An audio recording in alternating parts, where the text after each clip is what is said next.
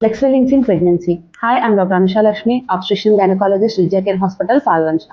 ప్రెగ్నెన్సీలో చాలా మందికి కాలువాపులు అనేవి వస్తూ ఉంటాయి. ఇవి రావడానికి రీజన్స్ ఏముంటున్నాయంటే ఫిజియోలాజికల్ అండ్ పెథలాజికల్ అనే 2 టైప్స్ ఆఫ్ రీజన్స్ ఉంటాయి. ఫిజియోలాజికల్ అంటే న్యాచురల్‌గా రావటం.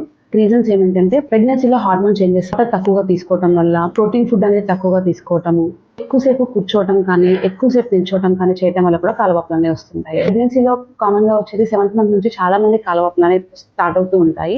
దానికి రీజన్ ఏంటంటే బేబీ వెయిట్ అనేది పెరుగుతూ ఉండటం వల్ల, బేబీ గ్రోత్ వల్ల కాళ్ళ మీద ప్రెషర్ పడి దానివల్ల కూడా కాలువాపులు అనేవి వస్తూ ఉంటాయి. అండ్ అదర్ రీజన్స్ వచ్చేసి పెథలాజికల్ రీజన్స్ ఏంటంటే దీంట్లో మోస్ట్ కామన్‌గా అందరూ కంపల్సరీగా చూసుకోవాల్సింది బీపీ అనేది కంపల్సరీగా చెక్ చేపించుకోవాలి. బీపీ ఎక్కువగా ఉన్న వాళ్ళకి కూడా కాలువాపులు అనేవి వస్తాయి. ఇలా ఉన్నవాళ్ళు వెంటనే ట్రీట్మెంట్ అనేది స్టార్ట్ చేసుకోవాలి.